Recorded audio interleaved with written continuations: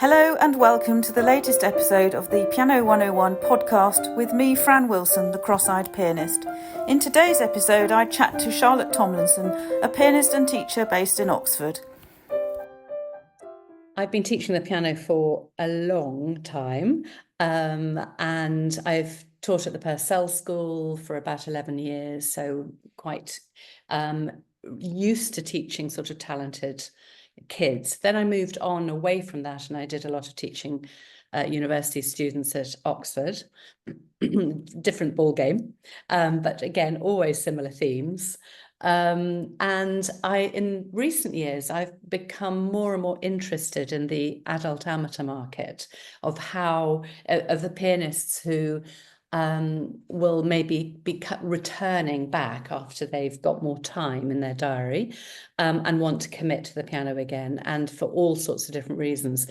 But I really, really enjoy teaching the adult amateurs. They have a commitment and a sort of, I wouldn't say drive exactly, but yeah, just a commitment that sometimes even the university students don't have. I, as you know, am also very interested in adult amateur pianists, being one myself and also being someone that returned after a very long absence. I think it was 25 years, and came back to it, with a huge commitment and enthusiasm and a kind of realization that this was something I had always wanted to do. And, why did I not keep it up when I left home to go to university? And I keep coming across this with, and I'm sure you do, with adult pianists. It's incredible, actually. I think that the levels of enthusiasm and commitment are actually astonishing, aren't they? It's amazing. It blows my mind sometimes. And especially if I'm working, because I sort of specialize as well as just straight teaching, whatever that might be. I specialize in working with people on physical tension, a lot of freeing up technique and freeing up the body and how you actually do things, plus performance nerves and that whole side. So I sort of bring in both physical and psychological to the lessons if needs be. People will sometimes come to me for those various different reasons. So for example, I've got a piano teacher who's with me at the moment. I teach a lot of piano teachers. And he suddenly realized that he needed to understand about piano technique and how to be free, and that he was limiting himself in both his playing and his teaching. So we've done huge amounts of discussion on this, and he knows, I mean, it is quite basic stuff in some respects. You have to be very patient, and you have to be prepared to sort of shift your whole way of thinking around, which is something that he's doing, and I can't quite believe it. He really is doing it. Another thing along with that is he's discovered that his way of thinking is I was about to say all wrong, but I don't want to say that, because what's right and what's wrong. He's been realizing that the way he's been thinking for so many years is limited, and that it's all got to be try harder, do lots of practice, we've got to warm up like this, and then you've got to do that, and you've got to do this. And I'm just saying, well, let's cut all of that. Let's be much more open about all of this. Let's be freer, more flexible. Let's just see what happens. And, every now and again, he'll look at me with this sort of, just with his jaw dropping, saying, well, this is just so foreign. This is so foreign. What you mean, piano playing can be easy? And so I come across this attitude such a lot. I mean, I had it when I went back to having lessons as an adult, and as I think I studied with somebody who also specializes in tension-free playing and kind of being yourself as a musician. And actually, that was something that when I read your book, Music from the Inside Out, I read that at the time when I was preparing for my first diploma, and so much of that advice has stayed with me. I mean, it stayed with me when I was teaching myself, and I just keep that kind of thing with me now. And I think that a lot of people, perhaps for whatever reason, I think it's possibly to do with the way they might have been taught earlier in their lives, have this idea that there's a right way, and there's this kind of narrow orthodoxy around piano technique and piano playing. And you're right, it can be so limiting. And I just want people to you know, take pleasure in it and feel liberated when they play, because I think they play better when you set them free, as it were. Yeah. They find it sort of odd and unbelievably liberating, and get very excited about it, which it just sort of warms my heart, basically, to see that. And I think there are a few, not a huge number, but I do get quite a lot of advanced people who have been to music college who weren't quite sure whether they wanted to go on and pursue it professionally in some capacity, and had a lot of emotional battering, let's put it that way, when they went through that system. So I've done a lot of picking up the pieces and, you know, really working with people and trying to help people who've just, I mean, you could really call it abuse. I mean, it's sort of musical abuse, I would call it, really, who've gone through that whole horrible experience, and they long to play the piano without all of that baggage, but they don't quite know how to tackle it. So I do work in that capacity as well, which is different and yet utterly gratifying when you can break through and really support somebody in that. No, I understand. I think that's so important. Tell me more about your Oxford Piano Weekends, because I know these have been running for a few years now. And I like the concept. Perhaps I should come to one at some point. But tell us more about that. I mean, how did they develop, and how are they organised, and how does the weekend work, as it were? I'm on my 12th. I'm doing my 12th tomorrow. Can you believe it? I do 4 a year, and I started January 2022. It was very much a post-COVID thing where people were sort of desperate to be with each other in a room and learning in that way and not being online anymore. And it came through students asking me to do it. So I just thought, I wonder whether I can. I wonder whether I can. Well, actually, I've got a kitchen, which is a decent size. I've got a studio, which is a decent size, and a nice piano. And I'm in a fairly central place in Oxford. So, you know, why not? And I had a glut of lovely, committed students who said, right, we're coming to the first one, which really helped, because the first one's always a little bit sort of scary in a way, because you're not quite sure what's going to happen. And the way that I run it is very, very simple. I have 6 or 7 people. That's my ideal number. So there's quite a lot of space in the studio for people, and people feel quite comfortable. And we go from Friday evening through to Sunday afternoon, and it's literally 20 minutes in rotation right the way through. So, and I'm pretty meticulous about my timing. So nobody gets 25 minutes and nobody gets 15 minutes. Everybody gets 20 minutes. And the times that I have an hour and a half, where, you know, 3 or 4 20 minutes doesn't quite add up, I use that 10 minutes to do a bit of, you know, things that might be relevant. We did some Qigong exercises the last time, and everybody really enjoyed it. So that's the way that it works. And then I am a real believer in homemade food and good cooking, and having, you know, bottles of wine in the evening on the table and things like that, and homemade flapjacks. And some people say that they come back for the flapjacks, which is really funny.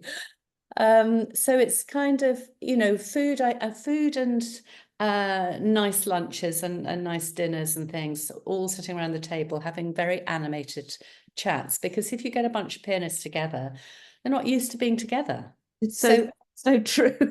Yeah. So it's a very unique thing, because everyone's saying, oh, have you been on this course, or have you, or whatever it might be, or have you learnt this repertoire? Oh, I love that repertoire that you're doing. Oh, can I get the names and the details of that? And so there's loads of exchanging of information, lots of stimulation, lots of buzz, lots of jolly, happy sort of feelings. I let people go in and sort of, we have an urn for hot water and coffee and teas, and I just let people right from the beginning just help themselves, so they can literally come in at any time, help themselves to teas, coffees, or whatever, and flapjacks. And that makes people feel more comfortable and more at home. So there's no sort of waiting on as such. Although I do have somebody, I do all the food, I cook the food, but I have somebody who does it all, gets it all together and manages the kitchen. So that's really nice. It sounds really convivial, I think is the word to use, because I mean, we did something at my house, didn't we, years ago, where I mean, it was a bunch of people that I knew pretty well from my piano group, and we sat in the garden and everybody brought a contribution to lunch. And it's those conversations, I think, that you have both around the piano and away from the piano with a group like that, which can be so rewarding and interesting. I mean, you say about discovering repertoire, that's certainly been my experience. But I think for me in particular, having come back after a long absence and always at school felt like an outsider because I was a pianist. I mean, I did play in the orchestra as well, but the piano was my first instrument. And this kind of, oh, you're a bit peculiar because you like classical music and you play the piano, and this the thing about being a bit of a loner. The pianist, the solo pianist, is a loner. It's kind of a necessity almost, isn't it? But I do think we really value those times to get together. I mean, I realized that there was this whole other world that I hadn't tapped into, and then when I helped set up the London Piano Meetup group, it was like, wow, there's all these people out there who play the piano, who love it, who like talking about it. We, in addition to going to many of the same courses, we would meet up at concerts and things like that. So you're helping with what you're doing and similar events and courses. I think we're creating a wonderful community. It's lovely, isn't it? And a support network too. I think that's also really important. I mean, I've found that I've had conversations, sometimes very full and frank conversations with people about things like, abusive teachers and the more kind of raw end of that, but also wonderfully revelatory conversations, inspiring conversations. Yeah, it is a wonderful world. And I mean, my whole belief system around teaching is very much support the human being. If I feel that I'm supporting the human being, I know that the best of them will come out in the music. It's not that I'm not in any way saying I'm not teaching music. Of course I am, but it's just each person who comes to the weekend or each person I teach individually needs to know they're safe, needs to know they're not going to be battered and have sarky comments or you're not good enough nonsense, all of that, and therefore you can sort of see sometimes on the first evening there's a few little prickles because people are worried, they don't know what they're dealing with, but then sort of and now I've learned actually we do an icebreaker very, very quickly at sort of 6:30 on the Friday evening, where I get everybody into the studio before supper, and I just give people questions that they can discuss in pairs. So they're going away from, oh, I got stuck in traffic on the M25 into, various questions about piano or pianists or whatever it might be. So and it doesn't matter what they talk about. It's just that they're talking about that. And then immediately that propels people into a much more comfortable space. Then we have supper and then we do an hour and 20 minutes right at the very beginning. And people are already at that stage ready to go. Which I think, so the supportive side is critical. And also, so if I model that, and if that's important to me, what I find within one session, if not right at the very beginning, every member of that group is completely on side of everybody else. And if anybody's slightly vulnerable at any point, they rush into support. It's just gorgeous. I love it. That's so good to hear. Yeah. I think that really helps the less confident players, and actually even the really confident ones who sometimes have an off day or whatever for whatever reason. Absolutely. Just thinking about teaching adult amateurs in general, what do you think are the challenges of teaching that particular group of students, as it were? Because I do think adult amateurs are a special case, as it were. I probably that they get impatient, that they want it to happen too quickly. And it's so a lot of it, so a lot of it is learning a type of patience, a particular type of way of looking at things. Plus, what I really make sure I build in is a body awareness. And so a lot of people, especially, although I shouldn't generalize, especially the more academic, tend to be so kind of in their heads.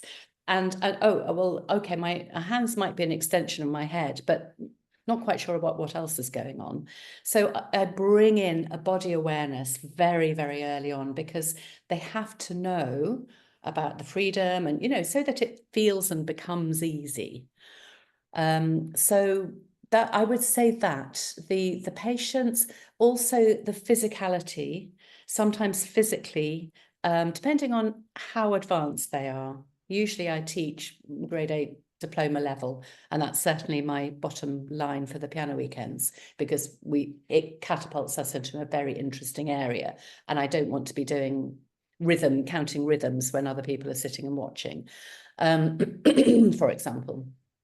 So yes, that sort of physicality, people might feel sort of a bit stiff, or a bit not quite sure how to manage and how to jump into this way of thinking physically when they're not used to it, or the last time they did it was when they were 18, you know, that sort of thing.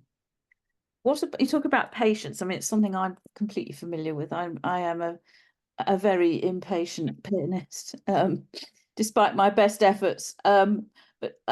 So managing expectations. I mean, when I taught adults, this was something in particular, the more advanced ones, that I found one of them, I suppose challenging, but challenging in an interesting way. Managing those expectations, how to say you're not quite ready for this repertoire or this particular piece. How do you go about managing their expectations so that they don't feel held back, as it were? I don't have, well, sometimes I do have. If I have issues with people wanting to do the last movement of the Moonlight Sonata when they really don't know what's involved, I just explain. I say, look, you know, this is where you're up to. This is what we've been talking about. And generally, it's not always the case. It depends on the person. But I do a lot of talking about sound and the physicality of the body and how you play right at the beginning. And then with something like the last movement of the Moonlight Sonata, they have to know it's sort of 3, 4, 5, 6 steps on from what we've done at the beginning. So even if they might have played it, even if they've done a diploma and played it, I still would probably find that how they move their hands, are they getting really tight with something like that? Because the classic thing is, if you don't know how to manage the physicality and the technique of all of this, then with something like that, or a Chopin study or whatever, you can jam your hands up with utter tension and you don't know. You know, it's like people don't know what. It's like, why am I getting tense? Why have I got these pains here? I mean, that's my thing. I love that.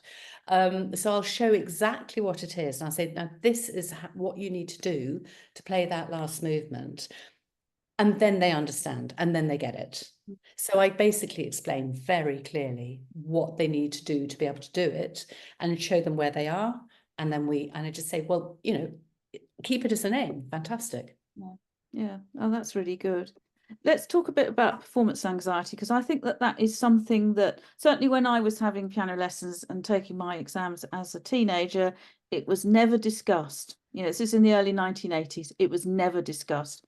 My teacher never ever gave me any advice. I went and did my exams. I can still remember taking my grade 8 because it was very intimidating, the setup, but there was never any advice about managing anxiety or also the other things that go with performance, which of course is stagecraft and presentation, which you are now examined on in the external diplomas and of course indeed in conservatoire.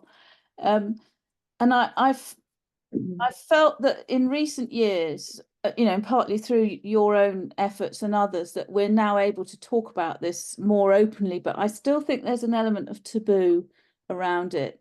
I read the article that you posted on Twitter this morning about when you went to Bali and you talked to people there, musicians there, and they had no concept of performance anxiety. So are we dealing with perhaps a kind of cultural issue as well as emotional and other things, do you think? I just think that was a really interesting point, that a different culture has no concept of it. No, but then to be fair on our culture, or rather their culture, they will play always in groups and always for a particular reason. It's always about a ceremony. And I think that's important. Maybe Bach's choirs didn't have performance nerves. You know, who knows, because they were performing for an occasion. Having said that, I think we have a lot of stress around our church services and things, so maybe that's not valid. But certainly in Bali, yes, they just play. There is no criticism, and there's also no intent listening. So you'll get the gamelan will play, and somebody will be, you know, they'll stop and they'll smoke a fag and whatever it is, and then might look at their phone. And at the same time as all of this music is happening, kids will be running around and laughing and doing somersaults and whatever they do. So it's not that intent. We're really focused on you. The spotlight's on you. So that's one thing, I think. That's interesting. I did an exercise with some adult students, ran a class with a friend of mine a few years ago, where we had people who were extremely nervous.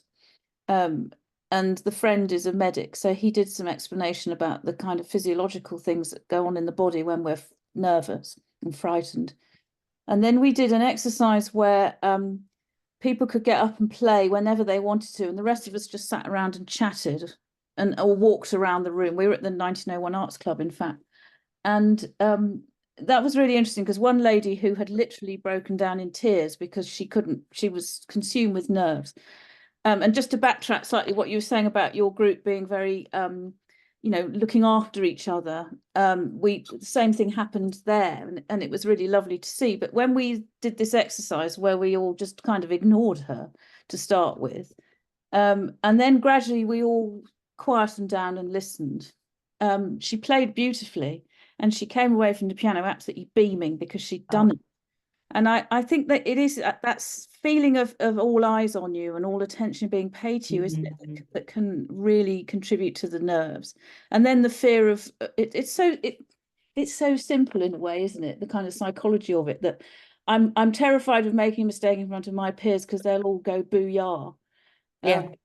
But then when you go to concerts, professional concerts, you know, 99.9% of the audience are on your side as a performer. They're not sitting there listening for errors and being able to go home to say, oh, we played a wrong note in bar 43. You know, we want the performers to play well. And that was something I used to say to my students. The examiner wants you to do your best. They're on your side. And I think there's that, it's kind of making a mental leap, isn't it? From being seeing the audience or the adjudicator or whatever as the enemy, and feeling that they're actually there to support you and help you do well and play well. But it's hard, isn't it, to help people change their perception, as it were. The trouble is that we've had, I mean, generalizing here, but in our educational background, there is right and wrong. There are mistakes. There are good and bad. There's sort of red marks. There's numbers out of 10. All of this stuff is very judgmental and very critical. And so most of the time, I would say what I'm dealing with in terms of nerves is the fear of getting it wrong. Yes. Do lots of work around getting it wrong. And one of the things I teach in piano generally is, you know, because you need so many different movements, like you have to choreograph, in effect, what you're doing as a pianist to be able to do certain things. So one of the things I say to them is movement first, accuracy second, because generally people will get really stuck because they're so frightened of making mistakes that their hands jam, their wrist jams, and it doesn't work. So if you just get them to blob and flop and actually make the mistakes, get the movement, make the mistakes, and then it takes a tiny tweak to get the accuracy.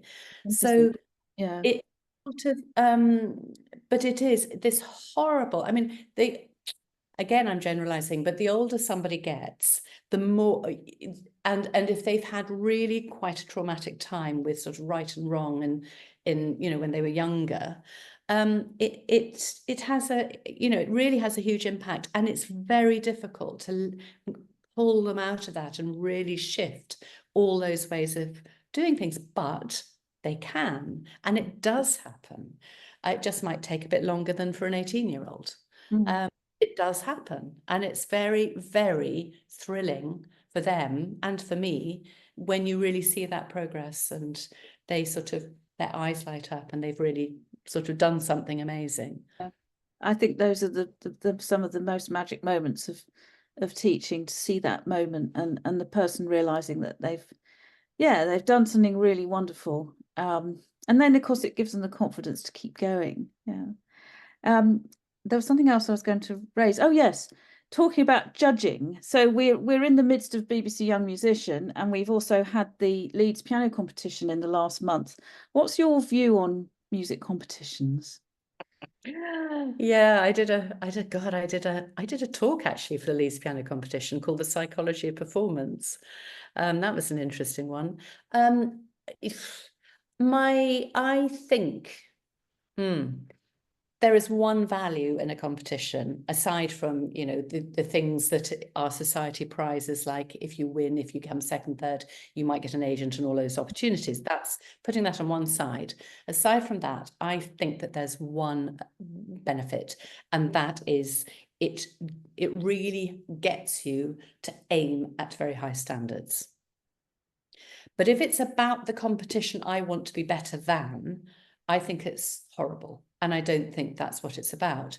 And in fact, I remember, don't know how many years ago, 10 plus years ago with BBC Young Musician, they interviewed a bunch of the mothers of the people who were in the finals. And the whole approach was so relaxed and so lovely. They were all saying, oh yes, well, so-and-so's doing, you know, the other person, not their child, was playing so beautifully. It's really lovely to hear that. So they had an openness to the competition itself that was really gratifying. And I think sometimes in good hands, competitions can go in that direction. In bad hands, no. Unfortunately, in some of the more populist competitions, you get, I am desperate. I've got to win. I'm desperate. If I don't, I'll, you know, slit my wrists. I'll, you know, life's worth living. And that is encouraged as well, which I think is very damaging. I would love there to be a society where competitions aren't necessary, because I think competitions are, they're limited. But I can see the point, but they're limited. No, I think that's true. I think what I have noticed about the Leeds competition, which I've followed, you know, quite closely for a long time, I think when it comes to the final five, in the end, it's kind of a first amongst equals, isn't it? They're all brilliant, and they each have. I mean, I was looking at conversations and comments on Facebook when the finals took place the other weekend, and a friend of mine was very adamant that I've forgotten her name, the Chinese girl or Korean girl, I think, who came second, was the best pianist. And I thought, well, it's very subjective. And even from, I guess, from the point of view of the judges, actually, it's still, there's an element of subjectiveness involved, you know, because it's to do with personal taste. But I like to think that the competitors themselves feel that they are amongst their peers, that as I say, first among equals, they are all brilliant at that point. And to have reached the final of an international competition like that is very significant, isn't it? Yeah. Absolutely. And I was sort of thinking back again to BBC when Sheku Kanemason and won it, and Jess Gillam was sort of second, or certainly one of the finalists. I mean, how interesting is that? Sheku played fantastically, but that's not to say Jess didn't. And Jess has gone on to have a fantastic career.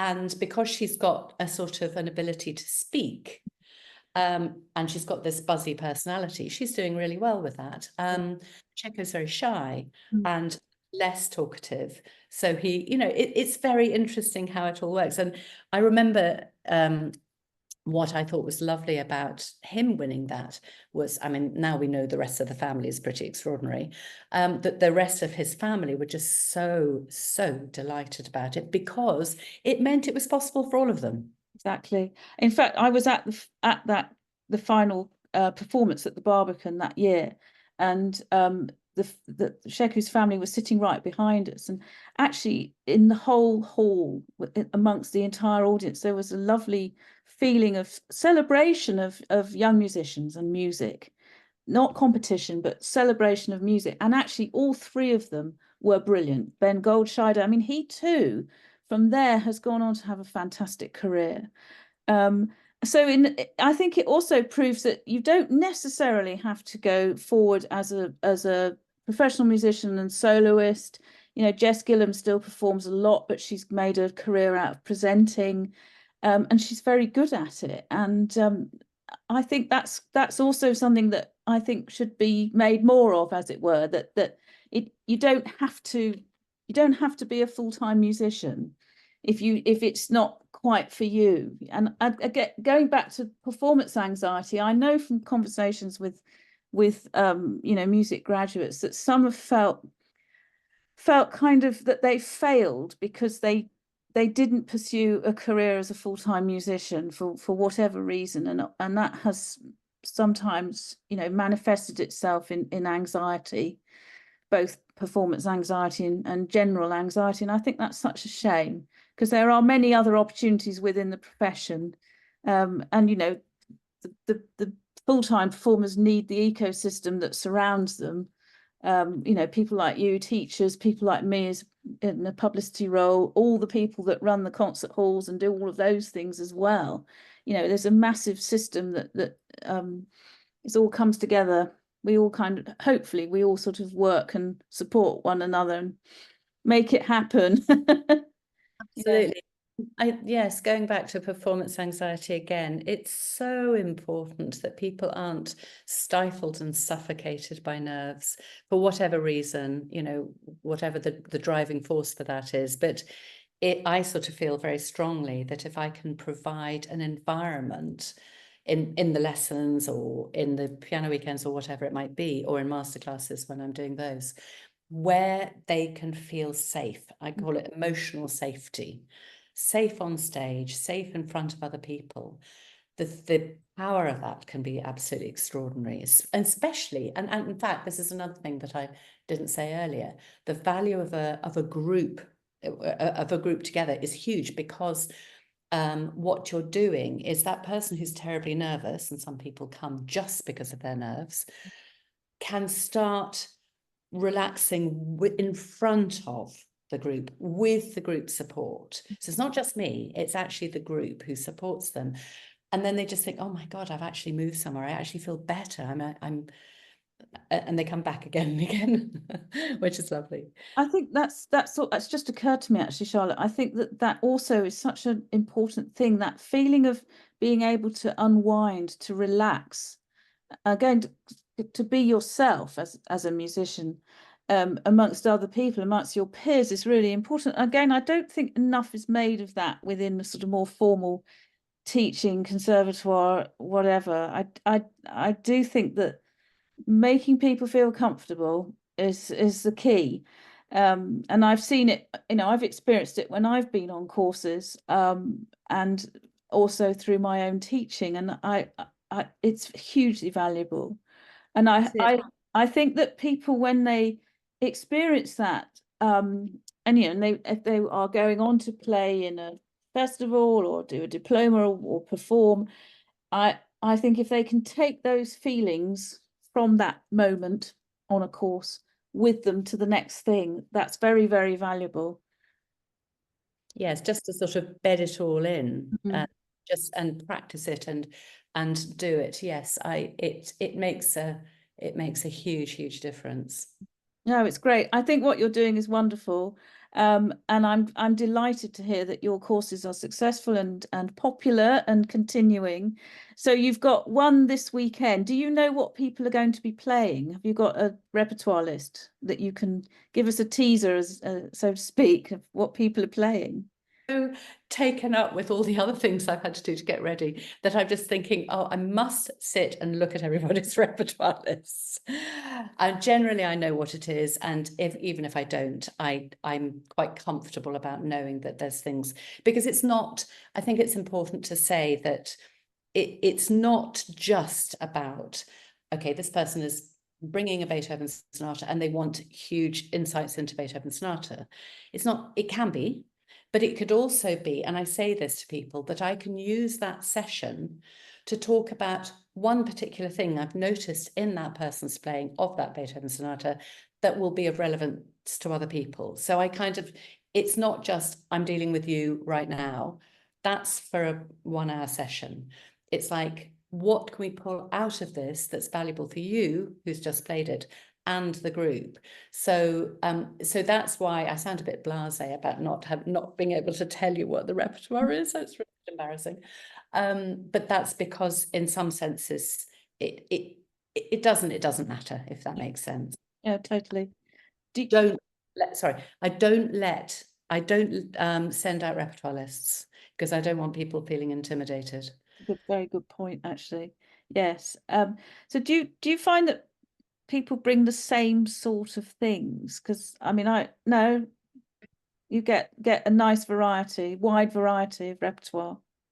And I mean, some people will, you know, I had somebody who came over from Malta. She was a doctor and she had huge amount of repertoire, monumental amount of repertoire, sort of great big, I mean, a big late Beethoven sonata, and you know, it was massive. And of course we can't do all of that. She booked lessons on either side, so we could actually sort of satisfy that, you know, so she did all in one go. She really went for it. Actually, we've got somebody coming from Canada this time. Oh, that's fantastic. So it's truly international what you're doing. Yeah. How We've had wonderful. Malta, Finland, Dublin, Ireland, and Canada now. Brilliant. Oh, that's great. I think it's been so nice to talk to you again, Charlotte, and I feel very inspired by what you've said, and I'm sure other people listening to this will. So I will include some links to your site and the courses in the video text, and just to say thank you very much for taking the time to talk to us. My pleasure. It's been lovely.